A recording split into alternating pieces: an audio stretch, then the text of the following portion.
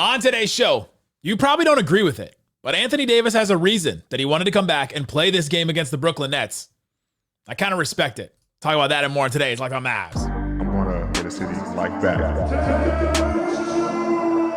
Dogs, all of us, all five. You are Locked On Mavs. Great, Wesley. Your daily Dallas Mavericks podcast. No one's dying. Part of the Locked On Podcast Network. Still can't leave me alone. Your team every day. Gotta be born with it, dog blood.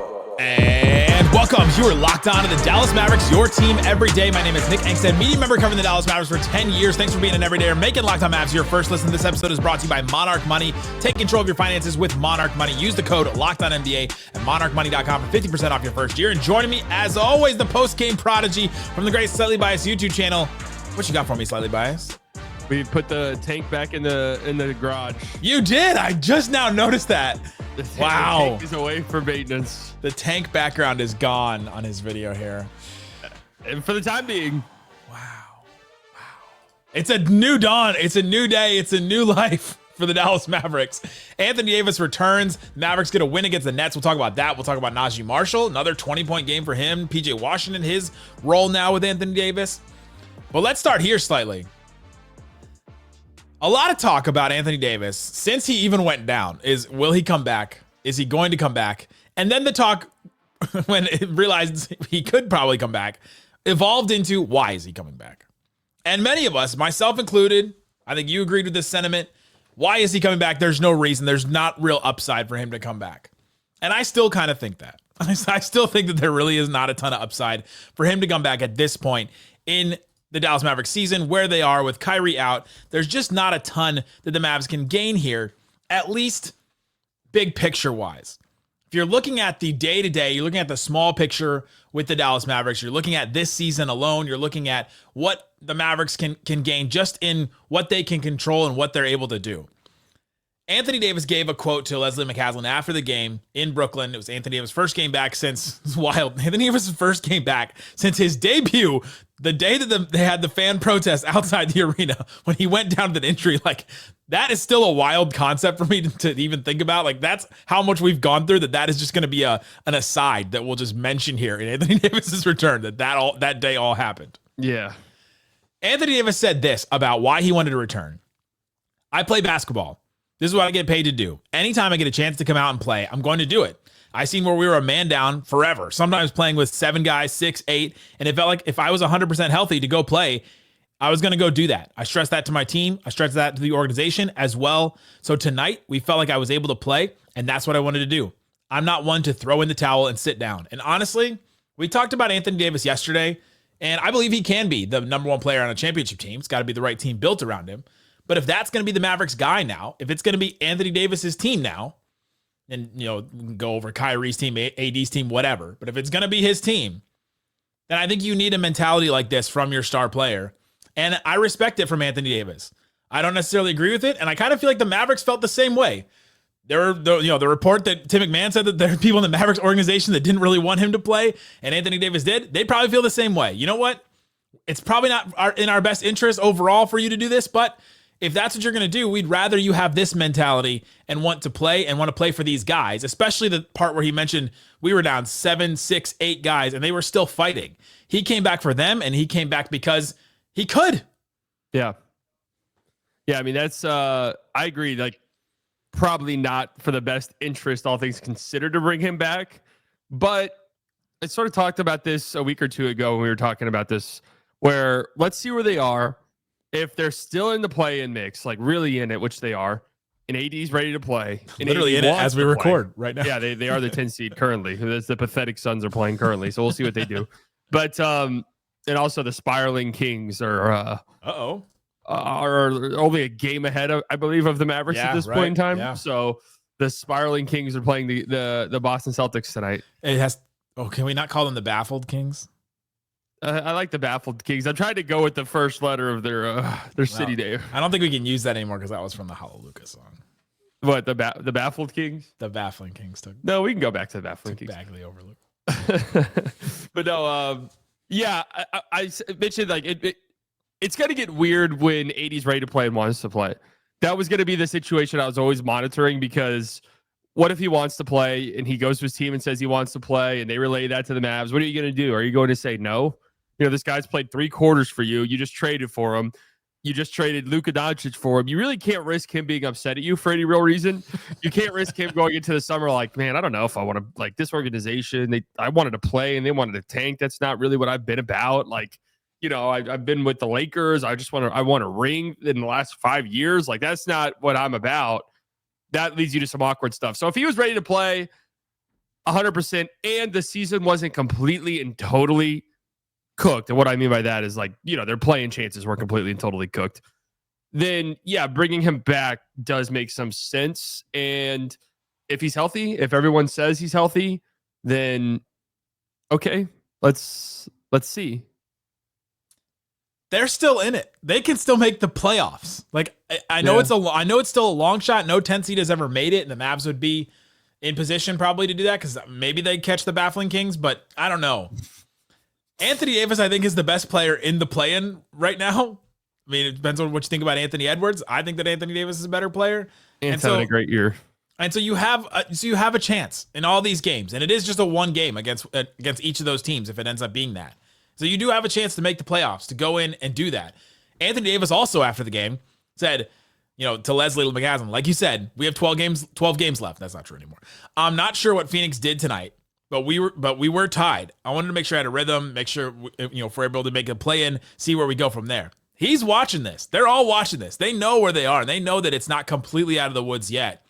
And honestly, that makes me like the play in a little bit more, because the Mavs, if they didn't have if there wasn't a play in, the Mavs had to get to 8th, they would have shut everybody down. And now they're still playing. Now I just heard the groans of 1,000 Mavericks fans listening to this show being like, oh, they would have shut it down if there was no play in. Now I hate the play in too. I have to be consistent with my play in disliking its current format. I've always liked it. You're still not a fan, even though your Mavs are in it? No, they need to do a games behind cutoff. That would be my suggestion.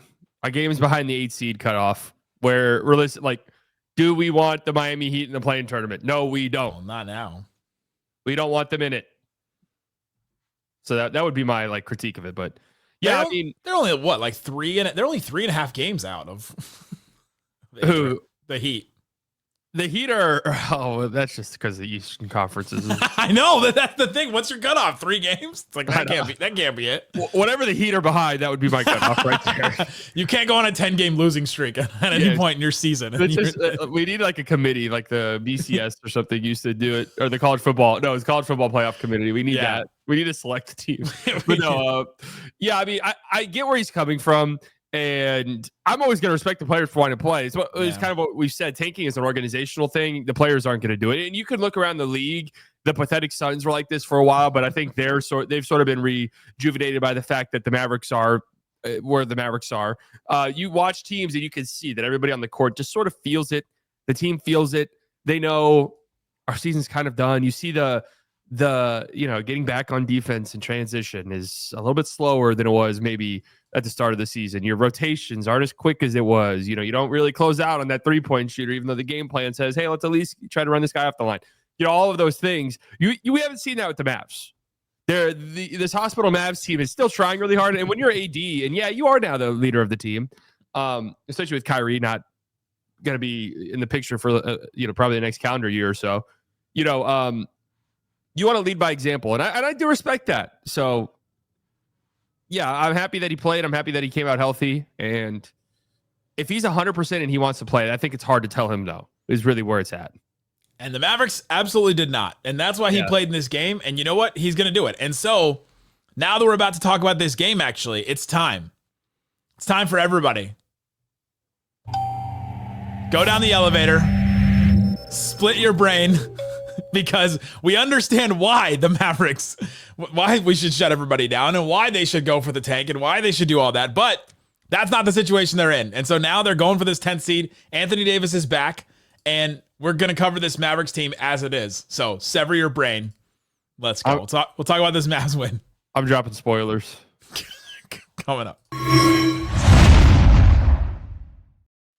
Today's episode of Locked On Mavs brought to you by it's brought to you by Monarch Money. Monarch Money is there for you because I I absolutely am just a maniac when it comes to finances. I need to know where everything is going. I need to know where every dollar is going to go basically by the end of a month, because maybe it's a control thing for me, but Monarch Money helps you do that, and it helps you figure out where everything is going. You don't have time to like monitor each little thing. I love that you can connect all your different accounts and all your different banking apps and things like that. Investments, you can attach like a savings account, things like that. You can set different savings goals. I love that. I got one for travel. I got one for, house down payment. You got all kinds of different things that you're saving, and you can split those up even if they're all in the same account. I love that. Monarch Money isn't just a budgeting app. It's a complete financial command center. Track your accounts, investments, spending all in one place. Stop managing your money. Start building wealth with Monarch Money. Take control of your finances with Monarch Money. Use the code LOCKEDONNBA at monarchmoney.com. You get 50% off your first year, the whole year. That's monarchmoney.com, code LOCKEDONNBA. This is probably like our best deal that we have on any of these. 50% off your first year at monarchmoney.com, promo code LOCKEDONNBA. Shut it down! Let's go home!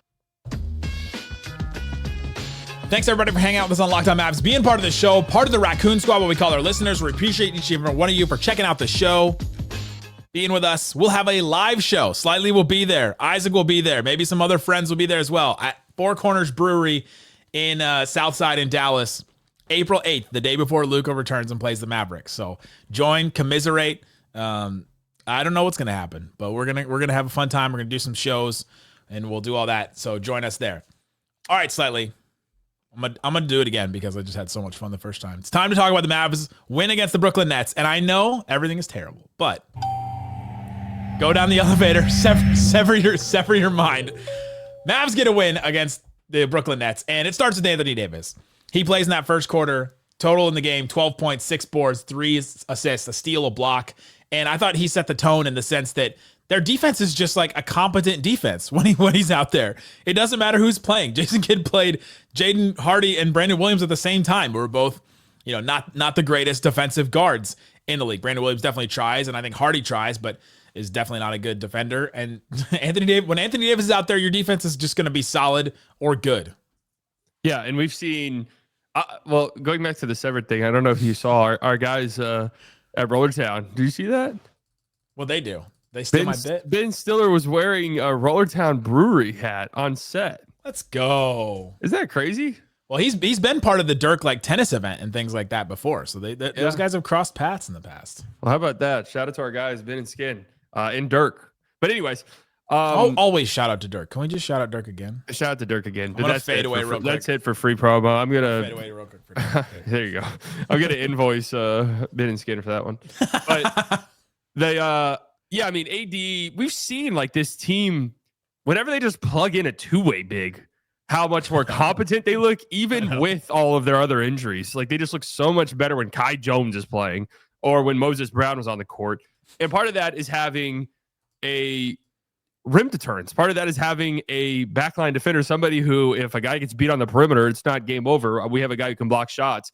And AD is one of the best in the world when it comes to that, and he's been one of the best in the world, if not the best in the world at that for like the last 12 years. So you felt it immediately. He scores the first 4 points of the game for the Mavericks. I thought his two-man game with really everybody tonight, but especially Klay was really impressive. Like, I thought Klay made a lot of, I don't know what Klay finished with assist-wise, but I thought he made a lot of great passes and got the ball moving and found AD on some rolls. Thought Brandon Williams did a good job as well, playing off of AD. Spencer Dinwiddie had 12 assists. I don't think it's a coincidence that the Mavericks have a high assist game, 34 assists, the game that AD comes back. And they're playing the Nets. The Nets are bad currently, but AD just kind of opens up things for you offensively, defensively, just having this great rim running presence, which we saw AD, there was that one play where I think it was Brandon Williams hit him on the roll and it was through traffic. AD caught it. A couple of them, yeah. Yeah, just like in traffic, great hands, good finish at the rim through contact. That's what you get with him. And so it's different because his offense does need to be set up. He's not a guy you give the ball to. And we saw a couple of tough, jumpers. Yeah, a couple of 16-footers, right? But it's not, he's somebody that, needs the ball in a pick and roll. He's somebody who needs to get to his spot on the block and then you feed him. So it's kind of a different type of offense than what we've grown accustomed to, but it's so much better having him on the floor than not having him on the floor. I know that for sure. Yeah, that was huge. And yeah, you mentioned his offense. He was the Nets were doubling on the ball a lot, no matter who had the ball and was running a pick and roll. And so you had Anthony Davis with an advantage then on the roll. And so several times he got layups, like you mentioned. I think the one that you were talking about was in the fourth quarter with like 3 minutes left when he came back in the game. Yeah, it was. Just a really great finish. It was a Dinwiddie pick and roll, and Dinwiddie got doubled, and Anthony Davis finished with around the help. Just a really great game from Anthony Davis. He only played 26 minutes. He was going to have a 28 minutes restriction. He didn't have to play all of that because of the Mavs just had a lead, and the Mavs really never looked back in this game. We'll talk about why they won it, but Anthony Davis set a tone early. Very first play of the game, PJ got a post up, which has been the first play of the game pretty much all season, no matter who's playing. PJ posted up. Anthony Davis got a cut for a dunk. Then the next play after that, Klay Thompson, Anthony Davis pick and roll, like you mentioned. They had good chemistry. Anthony Davis got a rolling layup, and he also had Kai Jones open for a dunk too. Like they were getting open all over the place. And then that next play after that, you had PJ and Kai Jones both got offensive rebounds. Anthony Davis had a dish to Spencer Dinwiddie for a jumper. Like he was just involved in everything early on, and you can do so many different things with him.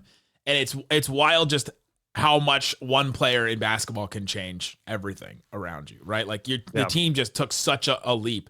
Even going to like the line. The line opened as Mavs -1.5 on FanDuel, and then when Anthony Davis was listed as doubtful, it moved to 2. And then it was 2.5 when he was questionable. And then I don't know what it finished as, but you just see how much one single player could just move that and can move how much a team can do and open up so much stuff for everybody else, pushes everybody else down the pecking order in the right way. PJ's now no longer the number one guy that needs to score. He took 12 shots tonight, made 7, right? And didn't take 20 shots in a game like this. Yeah. And then you see how AD sort of opens things up for PJ, because this was your quintessential PJ game that we've grown used to, especially when the bigs are healthy, where he's just taking advantage of size mismatches. He's getting the ball in the middle of the floor and, getting to that hook shot that he likes, getting to the floater. And I thought he did a great job at 5 assists. Like that's something PJ has greatly improved on since he got traded here, is his playmaking, inside the free throw line, basically, is when he gets going downhill, finding cutters, kicking out the shooters, whatever the case may be. And you saw that from him tonight. So I'm really interested. Like if there's one thing, I haven't really been open to the idea of AD coming back, just because the season just feels cursed. That's really it. Because when you look at it from a basketball perspective, they're close enough for the play-in race, and if AD's healthy, then you put him in there. But it just the season feels so cursed that you just don't even want to risk whatever juju could be out there. Well, even Anthony Davis after the game was made it out of the game safe, injury-free. Like he was laughing about it afterwards. I was like, man, that is just how cooked this season is, that he's like, you know what? That's the one thing that we just can't have, is just another injury to me or anyone else. Exactly. So I get where he's coming from there, because that was sort of my concern. But when Lively comes back, and AD did mention his post-game presser that Lively's going to be back. He mentioned they're coming back. Yeah, Lively and Gafford.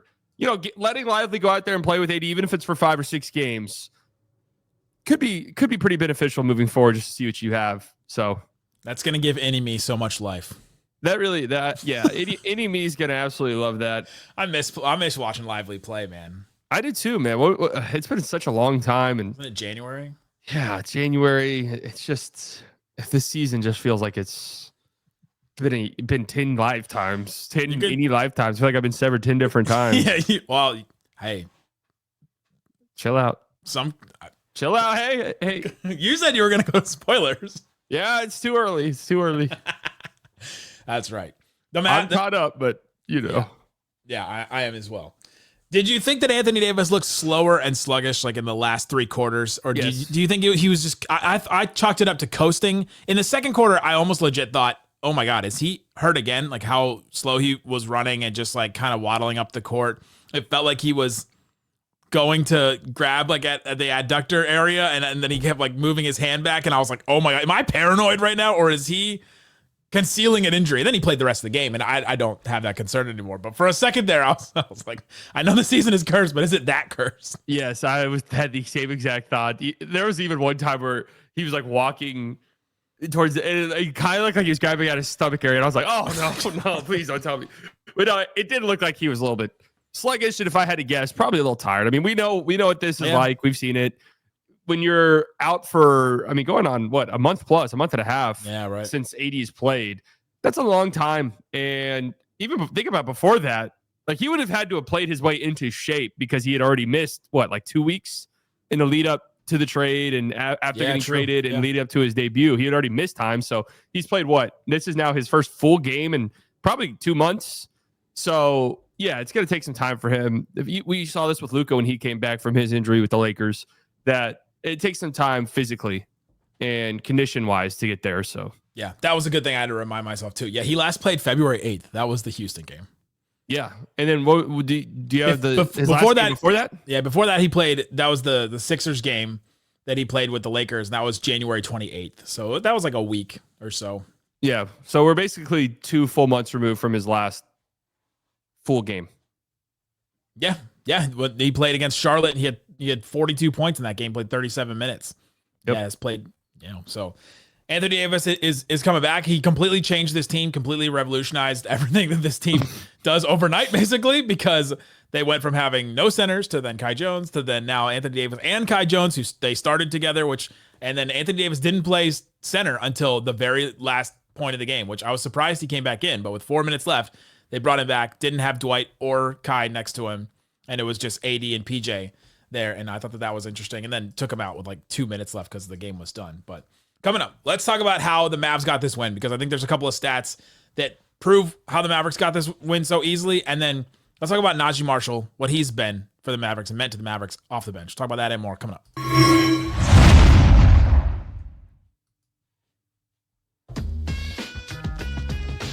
All right, Slightly. The Mavs get a win against the Brooklyn Nets. Any me is going to enjoy it for now. Who's the Milicic of our situation? Oh my gosh, there's so many bad answers I could give to this. Nico. Kid. No, because Nico is he's like a person of power, so he's like maybe Jane Egan. Yeah, Nico's definitely an Egan. Nico could be Milicic. No, he's got to have more power. Like Nico has more power in this situation. Milicic's got to be somebody that comes in and is like, they're playing the game and they don't really agree with what's happening, but they're going to still play it. Cuban's been demoted to Milicic. Some people would say that I have been that as Milicic as shills for the organization. No. Is it Tim? Is it Tim McMahon? Tim McMahon, yeah, Tim McMahon's definitely Milicic. He's definitely Milicic, and I don't know who I would be. Dylan G. Yeah, I'm Dylan G. I'd be like Irving. No spoilers. Oh man, the Mavs get this win. There's a couple of things that really stood out. They scored 31 points off of 19 Brooklyn turnovers. I think they got one more since I last checked the box score. That was, I think, where it started. The Mavs just turned them over, which go back to the defense that Anthony Davis brings. They just turned them over a bunch. You can take more risks and you can do more things when you have a back line of 2 centers back there instead of just none or one. Yeah, for sure. I mean, the Mavs controlled this game from the onset.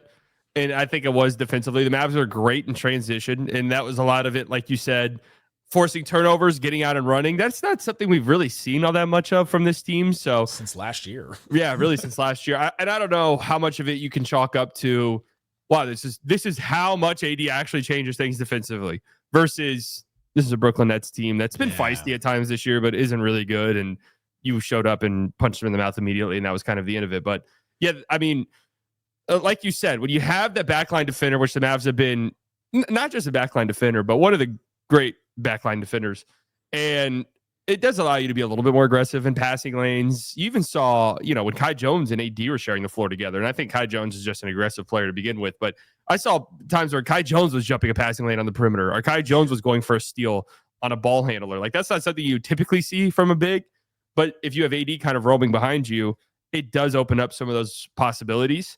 And I thought the Mavs got kind of away with some of that stuff, some of that overplaying.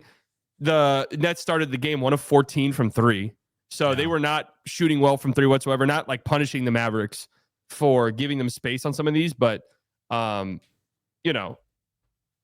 defensively, it definitely changes the equation, and they're able to play much more aggressive and get out and run, which is what you need to do when you're lacking offensive firepower. Yeah, let's be clear. This is a Brooklyn Nets team that the Mavs should be winning against, should be favored against, should have an easy time, especially when you have an Anthony Davis playing for as much as he did. This should have been an easy win, and it was, which is good to see for the Mavs for sure. Naji Marshall, 22 points off the bench, a couple of assists, 4 boards. Again, just getting it done with the floater, man. Just over and over again. Just driving lane, finishing. Got a 3 in this game. I love what Naji Marshall has done, and he's now had 15 plus points in, what do they say? 11 straight games now for Naji Marshall. Wow. That's impressive right there. 11 straight games with 15 points. Yeah, I mean, his aggressiveness, and he sort of thrives in games like these too, where you can get out and run, and we know how lethal that floater is. I mean, his touch around the rim is not what I expected it to be, because, yeah, you've got the floater, but he had a disgusting up and under layup late in this game as well, where it's just, you see it and you're just like, oh my goodness, like the degree of difficulty on that shot is just insane. Yeah, I mean, Naji's been incredible really since the trade happened, just stepping up and just giving the team some life offensively, whether that's the floater or just his shiftiness, getting into the paint, passing out of that. Would you say knifing into the paint? Knifing his way into the paint, kicking the ball out, getting the ball in rotation, getting the defensive rotation, swinging the ball around. Yeah, I mean, he's been fantastic. And I do wonder, like, with the way the spacing is, where does Naji fit in, like Lively and AD are playing on the court at the same time? That's something that's interesting to me that I guess we'll see in the future, because he does like to operate in the paint. Got Lively, who likes to operate in the paint. Gafford likes to operate in the paint. AD, who likes to operate in that area. So that's what I'm interested in. But for the time being, he's just been phenomenal. Yeah, those guys have got to learn it's called the Gortat screen, but it should be called the Dwight Powell screen. Those guys have got to learn that, and the timing. They had it with Luka. They knew when he was going to drive and when Dwight needed to set that little screen in the paint on his own guy and turn around and give Luka that extra space, because he had his guy on his hip. But now they'd have to do that for Naji. Like Gafford and Lively would have to learn how to do something like that for Naji, because his driving to the rim is just such a weapon that the Mavs should use over and over again. They should knife everybody. Yeah, they should be knifing people. But also, I'd be interested in seeing, since Naji is so good at the floater, I'd be interested in seeing a little bit more on-ball sort of pick and roll opportunities for Naji. Getting ball screens and stuff like that. You don't see it too much with him. Well, just had wings. I mean, I don't think they've had centers to do that necessarily with him. Yeah, exactly. I mean, that's obviously when Luka was here, that was Luka's job, and then Kyrie as well. But you don't really see it much with Naji. I'm just trying to pull up some numbers to see how good he is with it. This season on pick and roll ball handler possessions, only 91, but 0.99 points per possession, which is good. That's well above league average. So I'd be interested in seeing a little bit more of that with him in the closing 10 games of the season, especially when Lively or Gafford come back, because I think he could handle that pretty well. Yeah. He came off the bench, 22 points for him. We got 15 points for Brandon Williams on the bench, 4 assists. I thought he had a pretty solid little game. Yeah, he was great tonight. I don't know what the countdown timer is for him, but another really good game for Brandon Williams. The Mavs did not play Kessler Edwards in this game. So that means they're still holding on to his 1 game of eligibility. Mavs had a glut of players, 10 available players in this game tonight. They had no need for Kessler Edwards. Seriously, it's 10 players just feels like, we're going to need at least 10,000 more. Kid had a bench to clear for garbage time at the end. Yeah, wow, that's true. He cleared the bench and put him on. And I was like, oh my gosh, the bench just cleared. Kai Jones, we got to talk about him. He was great. Yes, yeah, great call. 13 points for him, 9 boards, playing off of Anthony Davis, playing at the same time as him. I think Followell said on the broadcast that he is now 27 of 30 in his first field goals with the Mavericks. He's been absolutely insane, efficient. Dude. And Dinwiddie threw up an insane alley-oop to him in this game. That was crazy. But Kai Jones also had this turnaround jumper that my jaw hit the floor when it went in. 17-footer little turnaround jumper that I just could not believe. He shot. He hit one last game too. I know, but he shot this so far on his way down that it almost looked like he was about to travel. And it was a line drive, and it went in. And I was like, "Oh, is this what he's got? This is what he's got going on, let's reconsider his role on the team." You cannot travel on an uncontested jumper. No, it was contested. It was like a turnaround jumper. My jaw literally hit the floor. I was like, there's no way he just made that shot. He did though. The Mavs have to figure out how to keep him, right? Like keep him around. He's played really, really well. He has some moments defensively where you can tell that he just isn't where he needs to be, or he's over helping, or going for a steal when it's just like, why are you going for a steal there? But yeah, his energy feels really good offensively. He runs the floor. He's uber athletic. I mean, uber athletic for his size. There's definitely stuff there for him. Yeah, the problem is he can't play with either Gafford or Lively. That is the problem, yes. Or Dwight. Which has now kind of made you rethink my stance on the two-way guys, because I guess Kessler is probably out as well when all the bigs come back, because that was what he was doing. Yeah, could you play him you have to play him at a 3. You know? That's just not it's not as effective as he has been in the role that he has been playing. And so Brandon Williams, maybe he's the guy. They need they're going to need guards. You need guards. You have what if Dinwiddie goes down? True. What are you doing at that point? God, Brandon Williams is so tough. I mean, some of the baskets he makes. Really good. I thought he had some great finishes in this game. I was thinking Brandon Williams like the guy you're playing pickup and you're picking teams and you don't really know anybody, and he's like the shorter guy. Maybe it doesn't look like he's great, but then you see him like take a couple warm-up jumpers or dribble behind his back once. Like, okay, that guy's a little different about that guy. They played one of those like game breaks videos on Mavs TV during this game, and it was Leslie McCaslin and Kessler Edwards like walking the whole court and doing an interview.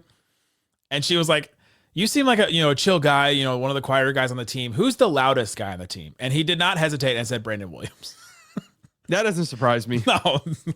His game, I feel in his game, I could see that. Yeah, for sure, which I thought was really funny. But yeah, good game from him. Another good game from Dinwiddie. 16 points, 12 assists, 4 steals in this game against his former team. He was awesome. Oh, I was wondering that. Revenge games. I was wondering if you've served multiple stints with a team, how many, do you get a force multiplier there? Yeah, how many revenge games do you get? So I was thinking when Seth Curry plays the Mavs, is it just like... They did trade him away, so they didn't believe in it. True. I mean, Seth Curry, God, if that's the case, Seth Curry, when he comes to Dallas, just going to wreak havoc. The triple revenge game. Following the broadcast said Spencer Dinwiddie, who was part of the Brooklyn Nets for parts of 7 different seasons. It's crazy how long he was there. I know. When you get later in players' careers, it's just, you forget how long they were at maybe their first team. Yeah. There you go. Mavs get a win. You can unsever yourself and be upset about other things now. We've talked about this win. Enjoy the wins. The Mavs are going. If AD's here and playing, I'm rooting for him to win. There's no point in tanking. And now we root against the Suns again, which feels great again. It does. The pathetic Suns, and I mean they're down by 1 right now as the time we're watching this. Go check out Slightly Biased, great YouTube channel. All kinds of good stuff there, lives and everything. Go check out the live show April 8th, 7 p.m. at Four Corners Brewery. We will be there having a good time the day before Luka comes back. Guys, thanks so much for listening to Locked on Mavs. Peace out. Boom. Bye.